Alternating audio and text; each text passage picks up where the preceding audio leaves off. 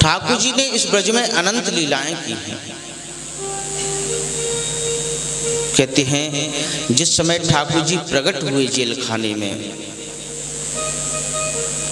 उस समय भयंकर अंधेरा था। नारायण भगवान चतुर्भुज रूप से आए। सशंक चक्रम सकरीट कुंडलम सपीत वस्त्रम सरसीर भिक्षणम सहार बक्षस्थल कौस्तुभश्रियम नमामि विष्णु शिरसा चतुर्भुज। जब चतुर्भुज रूप में प्रकट हो गए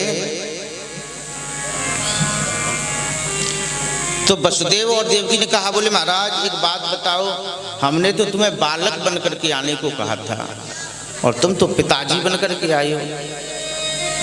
ऐसे कई बालक होते हैं जिनके 4 हाथ हों,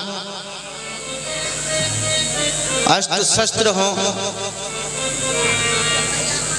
ऐसे कोई बालक देखा है आपने?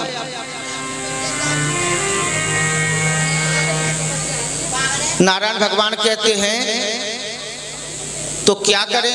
बोले पहले छोटे बन जाओ। भगवान कहते देखो अगर हम छोटे बन गए तो हम आपकी कोई मदद नहीं कर सकते। इस समय तो कर सकते हैं क्योंकि बड़े हैं, चतुर्भुज रूप है। बोले जो काम हमको 11 वर्ष के बाद करना है उसको आज ही कर देंगे। अगर छोटे बन गए तो तुमको हमारी मदद करनी पड़ेगी।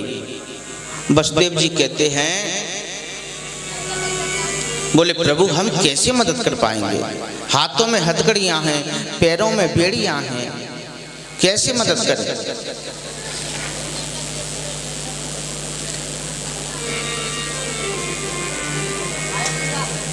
भगवान समझाते हैं,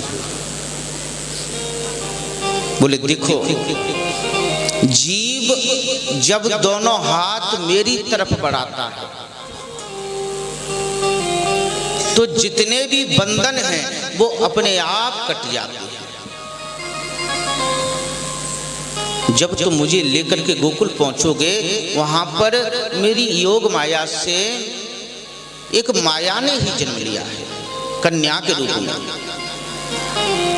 जो गोकुल के राजा नंद बाबा हैं, आप वहां पहुंचा दो मुझे, और वहां जो कन्या प्रकट हुई है उसे आप यहां ले आओ। जैसे ही वसुदेव जी ने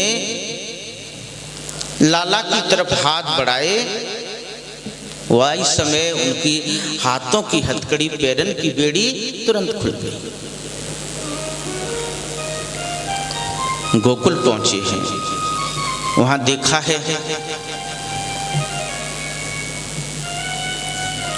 एक कन्या को, यशोदा की गोद से वो कन्या लेकर के आए हैं और लाला को वहीं पर लिटा दिया। जैसे ही दोबारा से जेल खाने में आए हैं, कहते हैं हाथों की हथकड़ी और पैरों की बेड़ियां अपने आप लग गई।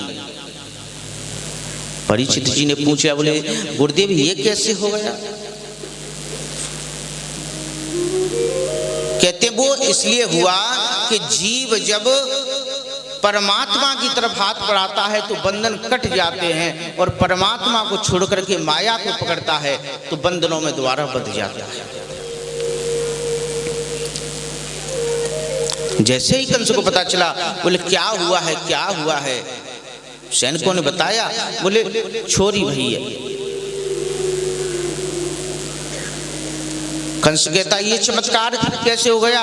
बोले होना तो लाला चाहिए था, ये लाली कहां से आ गई?